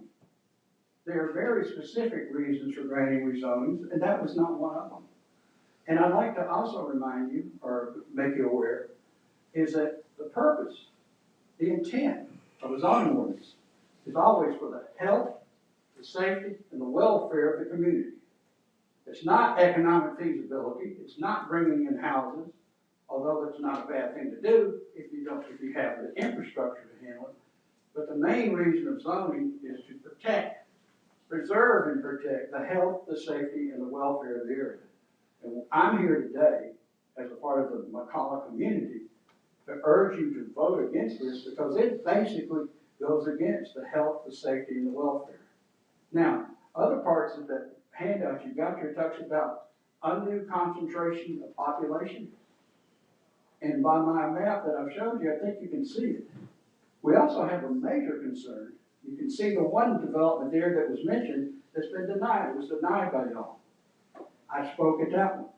I mentioned the same thing, traffic, the increase in traffic. And this commission, wisely I think, chose to deny that one. I think the commission today should deny this one for the same reasons. I don't think there's any valid reason, I haven't heard one yet, especially one that complies with the health, the safety, and the welfare of the community, that would have anything to recommend it for approval. Keep in mind, too, that the gentleman wants to put double the number of houses on this lot, on this property, double. He also wants to decrease the size of the lots by over 80%. 80%. Now, yes, sir. 7,500, I believe, is the current zoning of the property, allows it to have a 1 acre lot, which is 43,560 square feet. I think the proposal for 7,500 square feet. That's a reduction in a lot size of 80%. Now, I'd like to say in closing that I really, really want you to think about what's happening here, what's happening in the area. I think you can see by this illustration, plus the number of subdivisions that I've listed up there, they're within a 2.25, actually I'd go for 2.5 mile radius of this property. Now, also, I would tell you there's a number of available houses in that area for people who want to buy them. There's availability. Putting this new development down there is not going to instantly, and the people who work at the hospital aren't going to say, hey, if you work at this hospital, you got to buy a house down here. That's not going to happen. No one can tell, just as y'all mentioned on the other cases. You can't tell what's going to happen in the future. These houses, no doubt in my mind, they'll be nice houses. No doubt at all. On the 7,500 square foot lot. I am concerned, as well as my friends and neighbors who live in this area, for the safety. While I was talking to the Planning and Zoning Committee, Mr. Cush sat right there and responded to one of the committee members, the P&Z committee members, that asked him, is there any road improvement projects planned for this road? He said, none that I'm aware of. None. So this is not only going to be a problem that's going to be now, it's going to last for many years, I think. And I'm just going on what the gentleman said. I'm not making that up. Most of what I've told you today is based on fact, out of your own ordinance. If you've got any questions, I'll be glad to answer. Has the traffic study been done? No, sir. That's not generally a requirement of zoning. I just asked. No, to the best of my knowledge, no, sir. Thank I think it's been recommended. Any other questions? Thank you, sir. Thank y'all. Next, I'm gonna call, Kenny McMurray. Yeah, can you take down here? McMurray living at 7563 Lou George Lee Road. That's directly across the street, that's not correct. Correct, yes, sir. So you are directly affected by this. I'm directly affected by this. The secondary entrance comes out into my driveway.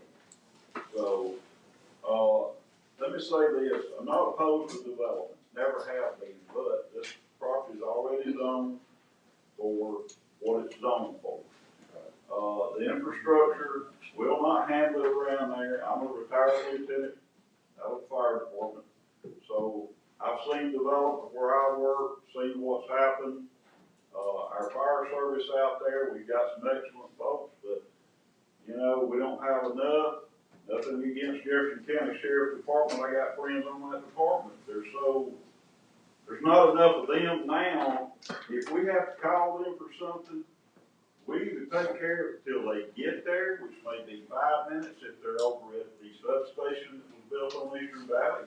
It may take 30 minutes if they're on the north side of Jefferson County to have law enforcement out there. Well, they're generally not, but Okay. But anyway, you know, it was brought up in the last commission meeting where we had the denial for the property that is adjacent to us, the 40 acres behind me. And Commissioner Scales brought up that possibly if we could get something, I don't know if you want to call it a referendum, a memorandum, new bylaws or whatever, possibly put into place that we wouldn't have to be coming up here every month and approaching y'all to oppose this stuff for these developments that want to come in. Again, I'm not opposed to development, but people out there, we've got 3-acre lots. We're sitting on 20 acres ourselves.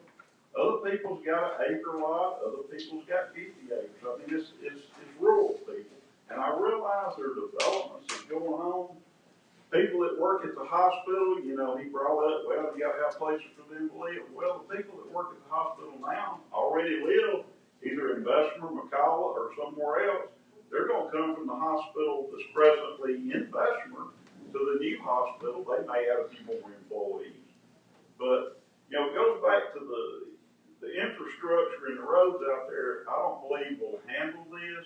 It's already, if I leave my house in the morning, if I leave at 7:10, I can go through the new school zone. I can get down there. I might have to sit 10, 15 minutes to be able to turn to go on Bell Hill Road because of the traffic there. And there's already been, over the past number of years, several fatalities right there almost in front of my house. So, you know, that can happen anywhere, I realize that. But I just don't think that we need this many houses put on this property. You know, we denied the one behind us. They went and they put, you know, they talked about the rental houses in the other subdivision. That subdivision was sold from the original developer. Whether he went under or not, I don't know. But it was sold. D.R. Horton bought it. They go in, they change the lot sizes in there. They put smaller houses, smaller lots. Now the whole back side of it's rental houses. I just can't, I don't see it. I don't see it. So, you know, I'm asking for you to vote against this. If you have any questions for me. Thank you, Mr. McClure. Thank you. All right, we see the general tone of what's going on. Is there any other people that would like to speak against this that has a different argument? You know, we do not want to repeat the same thing. We have to. Great. All right, you first. State your name, your address, how close you are to this property. Absolutely. So my name is John White. I live at 7660 Lou George Loop. My dad, who's out here, lives at 7628 Lou George Loop. Gotcha. If you look on the properties, his address is right there on Hannah Lane, and I'm the property right next to him. So I wanted to clarify a couple things that was mentioned by the builder. Yes, there's 2 other developments that are on the other side of the loop. So while he's going to tell you that this is backed up to multiple houses and multiple developments, if you pull it up on a map, this is kind of like a V, all right? And on the back side, yes, there is some developments over there. But on our side, right down here in this curve, that's all large family houses, large family plots. So like he said, Mr. Murray said, they have 20 acres. My dad has 3. When I get retired from the Army, I bought the 6 next to him. The guy next to me is 15 acres. So it's not small housing. It's not that type of environment. And if you look right here where that green is, right there where Hannah Lane meets Lou George Loop, about every 6 months you have a real bad car accident there. I grew up right there. I've seen people die there. We've seen that traffic is not gonna get better by having an entrance right there. People speed through there all the time. I have an 11-year-old, and my dad has all my other nieces and nephews that are gonna be right there playing. We don't need 107 more houses worth of cars to come and speed through there without something being done about that first. It also brings your attention that that's not just a curve, that's a hill and a curve, like a very steep hill and a curve. So they're gonna fly down, and there's been a few times where the trees in my dad's front yard have been knocked out by cars. There was one car that came off the top of that hill and hit the tree above the truck parked below it. So adding more cars and more traffic to this road without addressing that first, I think, would be a mistake. So is this proposed neighborhood cut in a valley? It's a hill, and the bottom part where Hannah Lane is kind of a valley, yes. You got a question? Thank you. Next, I saw this lady over here had her hand raised. Yes, sir. Please come up, state your name, your address, and how close you are to the property. My name is Chanel Fletcher, and I am less than a mile to the south of this development. My address is 4975 Monroe Drive. I am coming first of all to say that I attended the meeting on November the 21st with the developer, and I'm trying not to be, but I am upset because he met with us, told us what their plans were. He said his last words to us were, "I'm going to talk to the seller, tell them what your concerns are, and I'm going to see if what you all are asking is feasible for us to be able to put this subdivision here. And I will get back with you all before we come back to the committee." We got nothing. I don't like people to lie to me. We tried to work with you. We tried to give you our concerns. You told us what you were going to do. We tried to work with it because we don't mind development, but we want the development to be consistent with what's in the area. And you never did come back. Next thing we hear, we get a letter saying, "Hey, everything is moving forward with your plans," or what have you. When he talks about greater than 300 homes in one subdivision, which is straight up, which is McCullough Trace, and then greater than 100 homes in another subdivision, you gotta remember that for the most part, McCullough Trace up at the top is near the commercial area. That's where most of the properties are being sold. And they're not being sold because, they're being sold because of the increase in their value, but that's in the commercial part of it that's near the hospital. These homes below this subdivision, they're not in that commercial part. We're still a community in that lower part, and we're a tight-knit community, and we're trying to preserve our rural community. If we go ahead and do this and allow this to come in, it's setting a precedence for these other developers to come in and try to do the same thing. You don't live here. How can you tell us what we need in our community? You don't live in the community. And Mr. Stevens, I know you're very familiar with the dynamics of this area. All of this below here is rural. There's one way in, one way out. I'm in that little street at the end that dead ends. You only got one way out, and it's difficult already trying to get in and out of that area. And again, we brought down there to retire, as many of our neighbors. The one that has always been here with us, y'all, the last 3 years fighting this, just passed, just bought a home, $900,000 on the corner of Fletcher Road and Monroe Drive. Just passed, all this stress and everything. He was upset because of everything that's going on. And for developers to come in and try to do this, we're not saying you can't develop, just give us something comparable to what's there. And then Ms. Scales alluded to something to where we don't know if we can put this in place, but just to put something in place that preserves the nature of the area, because otherwise we're going to be back here every other month saying the same thing, fighting for the same thing, and you see that there's concern. This is just a fraction of the people that are against these developments that come in. He's also stating that, let's see, the dynamics of the area has begun to change because of these big subdivisions that are coming in. Trash debris is everywhere now, y'all. You smell weed as soon as you try to go up the road and go into some of these subdivisions. That's all you smell in some of these subdivisions. So the dynamics of this area is changing. Like I said, as far as the hospital is concerned, you don't put a development in for the hospital to say that these people need housing. These people already have housing. I know he's already discussed that. But that's just my main concern. I'm concerned about the infrastructure. It's just the number of houses that they're bringing in. And if we allow this to happen, they're going to continue to come in. And this part of Lou George Loop is a rural area, and we would like to keep it that way. These other subdivisions, And I was telling you about Mr. Knight last time, McCullough Trace, as well as this one, they started off with big beautiful homes, 400,000, 450,000 in the front with the buffers. After that, I'm not sure what happened, they were resold or what have you, they started building the little garden homes. $200,000. $200,000 was the cost, but what it's worth might be about $50,000 because of little cracker box houses. Same thing in this subdivision, you start off with beautiful homes, in the back of it, you end up with rentals, and you end up with these cookie cutter homes.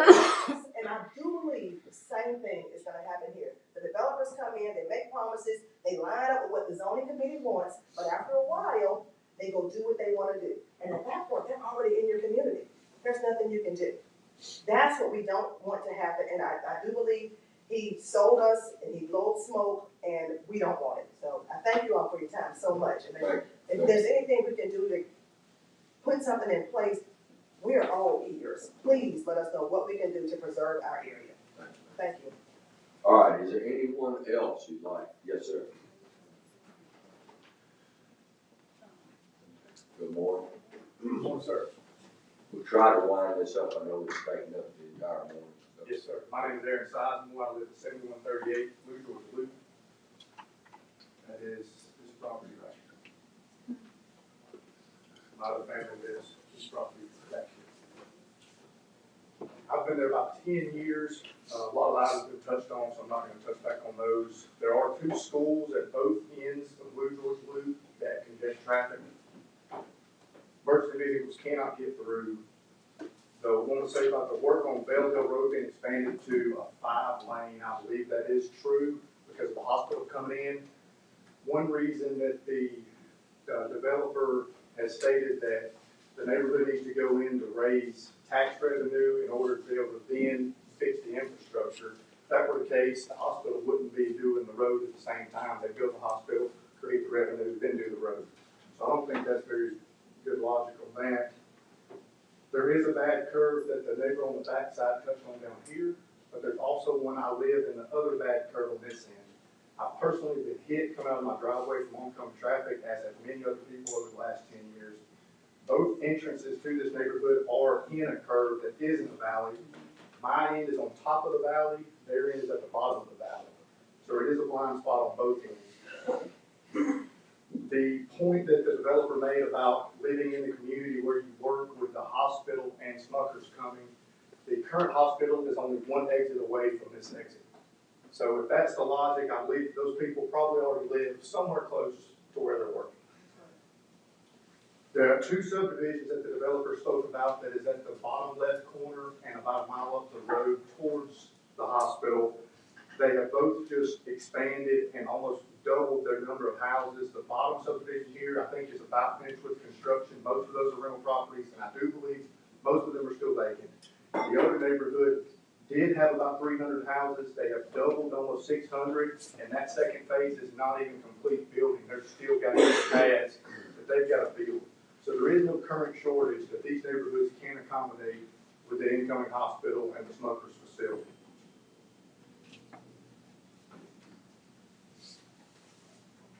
And I believe that is all I have. If anyone has any questions for me. What kind of work do you do? I own an electrical company. Okay. Well, you might be in the law business or something. I missed my call. My daughter wants to be one, so I hope she gets it from me. We're keeping you from work. Well, it's always work, but it just takes priority today. Is there any additional argument that someone would like to state? It's pretty well been represented, I understand, and I appreciate the participation by those in the community. There is one more. Are you for or against? Against. Against. Come up, and then I'm gonna let the developer speak or the real estate agent speak, and then we're going to call this a question. I started going to McEnroe in '99, 8th grade, and it was a small little community, and this built up. But back in 2012, I bought that acreage right here below where they're trying to build the subdivision. And it's already tough to get out in the morning if you don't get out before 7 o'clock. And not to mention, I mean, not be all great people that are buying these houses, but these people also have cousins and stuff.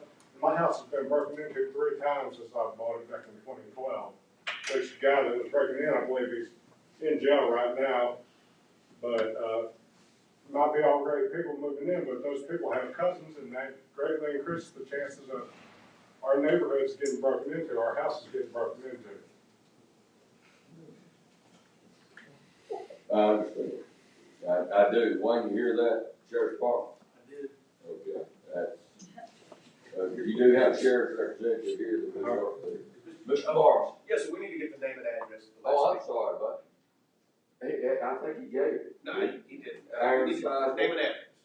7548 Lou George Lou, Jacob Lewis.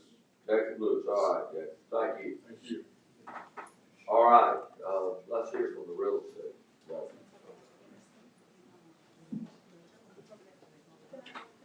Yes, my name is Matt Rubble. I'm at 13306 Michael Drive in McCalla. And I'm real estate agent representing the whole family in this process. And I broker is High Point Properties. Oh, excuse me, my public speaking skills are a little rusty. I just want to say a few things in rebuttal to all the information that's been passed around. Mainly the roads. I had some short time-lapse videos I took of the traffic out there at peak times in the morning, at school drop-off and at school pickup, and it's also just late in the afternoon when time people go home. And regrettably, they weren't able to be shown, but they're roughly 30-second time-lapse videos represent 15 minutes of real time. And at any time in those videos, you can see where I stop at the school at McCalla Elementary, where the police are directing traffic in and out. And I circumvent that whole loop, which is roughly 7 miles between the hospital, back around Lou George, to Pocahontas, and back around to the hospital again. It's roughly 7 miles, and I did it in 15 minutes in just about every video. One is a little bit longer, but I started at the interstate, at the exit at Eastern Valley Road, and made the loop. At any time in those videos, I never. I understand that, but you go video, make a point. Would you make a point? That's what I was trying to. I'm sorry. Some of the, I think Commissioner Hyde addressed the cemetery. We are looking to, I think Mr. White had mentioned he was trying to get that under the Historical Society, and we would like to pursue that, to get that. Mr. Zolly Holt had always had that piece.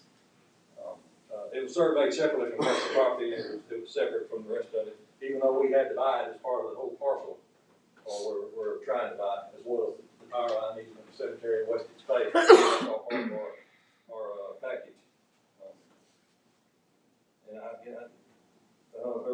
The economics don't play into this. There's nobody going to do any kind of economic or any kind of project if it's not economical feasible. That's just common sense. Especially reference our meeting where we had Holiday Inn, where we said that we didn't get back with the speaker. I took notes myself, and I don't recall ever saying we would get back with anybody. We said we were going back to the drawing board, but talk to the landowner if they want to lessen the density of the home. And there again, the economics came into it. She represents her family of several people, 12, 15 individuals, and they all want a certain amount of money, and that's the only way you can get to that. And Mr. Turkett says, we can't take economics into consideration. But once again, economics plays a part in everything you do, no matter what you go in the grocery store and buy and throw for bread. We had 2 different realtors write letters of support saying that they have personally experienced the housing shortage in the area because the clients that they've had trying to put in the houses in a starter home type scenario, there's just not a lot of them. You either got that real high end stuff or just stuff, low end stuff. There's not a whole lot of homes in between that make sense for them. And so that's one of the reasons why we have this subdivision plan. Because I was asked several times early on, what good are we doing for the community? And like, what makes you think we need all these homes down here on Lou George Loop? Well, we're trying to fill a need that has been well documented. I mean, this is a target growth area of Jefferson County. And you hear the hospital mentioned multiple times, smokers mentioned all the time. There's also another dozen or so businesses over in McCalla, the Jefferson Metro Park in McCalla, as well as the one on Lake Shore, closer to your end of the woods, and then you got the Carvana down there, and the recently purchased CVS warehouse is going, a new business coming in there. You've got a lot of people that's going to be seeking jobs in all those places, and even though they may have homes now, they might want to relocate to that area, get closer to their home, to be able to build that community that everybody talks about. And one of the things I've noticed in doing all this out in the past, I don't know, 6 to 8 months, I've been working hard in that area, talking to people and working. It is a community, no doubt, but it's not much of a neighborhood. I spoke with a gentleman this past Saturday. He's lived there since 2005, and he knew the people on one side of him, either side of him, and he knew the first name of the guy across the road. That's not much of a neighborhood to me.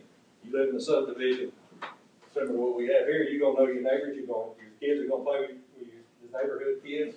They're going to be out in the street playing with each other, or hopefully not in the street, cars coming. But nevertheless, that's what I call a neighborhood. You can have neighborhoods inside of communities, and that's one of the things we're just trying to provide a place to call home for people that need a place to live, work, play, and commute, and add to the community, add to the neighborhood, add to the prosperity of the McCall region as a whole. And for that, I'll shut up. What I'd like to do is, you made some good points. One of them was the traffic and what's going on. I live on Morgan Road. Most of these folks are my friends that I've known most of my life. There are over 20,000 cars a day passing in front of my house. I do not want that for these people. Okay? That's something I do not want.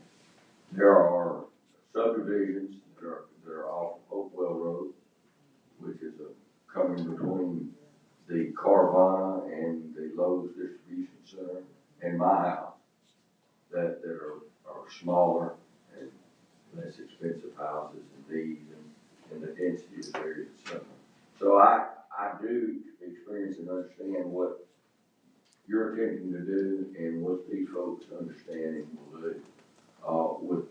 With that being said, is there any questions from the commission? I think we need to call this. I want to say just one thing here. One little something, okay. One thing. Please, name and address. Cedric, my name is not listed, but 6,000 Overlook Lane. I live in the farm. One thing that I noticed that was missing, I live in an area that is like an increase in traffic, but we only have one main exit to 459. So everything has, even though you got big hill that's expanding, everything has to go down that road and go to exit 1. You have the hospital, but you have the bridge, which could be an exit in the future, but it's not really one now. So the infrastructure, the increase in traffic, I feel is a huge problem. Thank you. In addition to the shortage of the exits. We are addressing that. That's something that Man, don't give him any more ideas.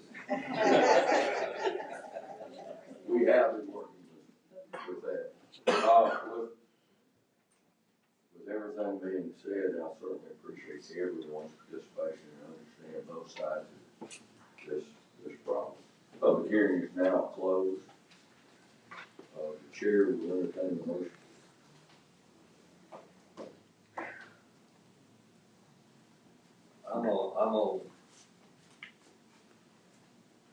I'm kind of on the fence on this one. My history is I don't like these, regardless of the economics, I don't like these condensed neighborhoods. But the reality is that's everything being built now is that. But I hadn't heard anything about a traffic study. I've heard some talk about it. And they don't have a good handle on what's going to happen to that cemetery, because cemeteries are a problem in the county, and the county ends up having to deal with them. So I'm going to move to deny it at this time.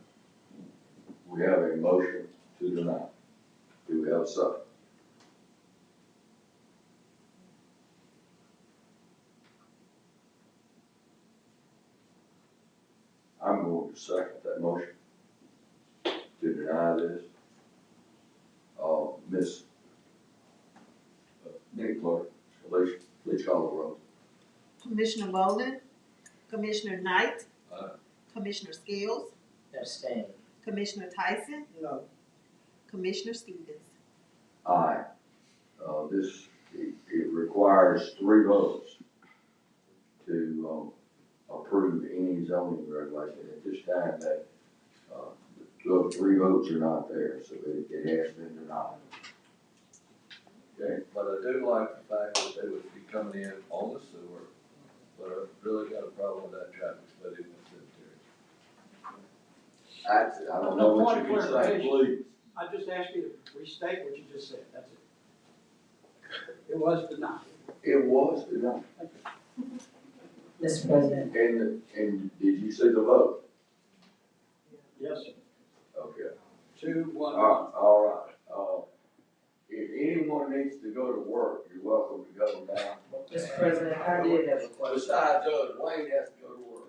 Mr. President, Yes, ma'am. Sheriff's office got stuff to I do. did have a question as relates to, how long will it be before this applicant can, come back before this commission? It'll be 1 year. It'll be 1 year? Unless he changes something. Unless there's some sort of. Well, and that's where I was going, because seemingly, He reduces his lifestyle to about more or something with access. well, that's the reason why. We could consider that. Addresses the cemetery. That's why I'm asking. Thank you, everyone. I don't want to be surprised, just ask. You're gonna be surprised how quickly the rest of this agenda will go. We got 2 more. We have public hearing here, the approval and adoption of resolution for vacation in the right of way. Chris, will give that to Good morning, Commissioners. This is a couple hundred feet of Second Avenue alley in the Stratford area. It was platted this way. It's a historical plat that was never built with those roads there. So we had adjoining property owners that vacate that right of way there. Currently, it's a house and a yard. There is no street in that right of way, so we recommend vacation. Well, we abandoned it or vacated it. Where does it go? It goes to the underlying property owner, the people that are there now, the underlying property owner. All right, public hearing on resolution of vacation of right of way. If anyone in the audience speaking in favor of or in opposition to this? Seeing none, public hearing closed. Move that. Item been moved. All in favor say aye.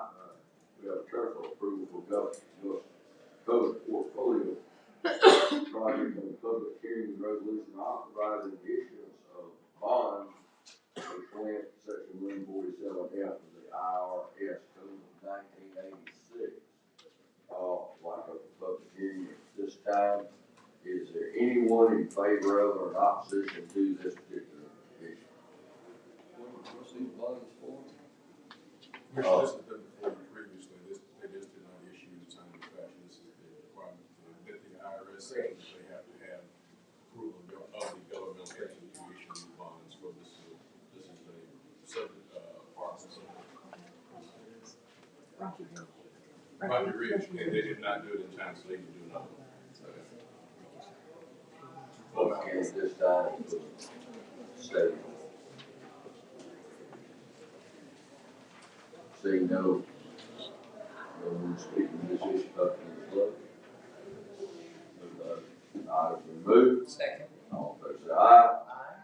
Commissioner, there's 34 resolutions that were in this. They were properly vetted and discussed in detail in our pre-commission meeting. Is there any of the commissioners would like to pull for separate consideration of those?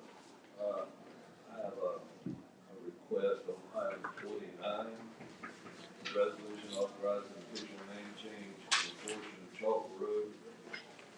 Change the name to reflect Chalk Mountain Road. I would like to delete the word reflect and just change the name to Chalk Didn't need change. Move items 1 through 34 with any change on the item just mentioned. We have a motion and a second. All in favor? Aye. Aye, any opposed? All right, any new business, John? Would you like to speak, Mr. Mark? Commissioners, congratulate you all on your leadership, and Angela, David, Janet, and everybody, the bond refinancing project. I'm sure you'll have more comments. Thank you for your leadership and, guts to get through that, the time of that. Wonderful. County Attorney.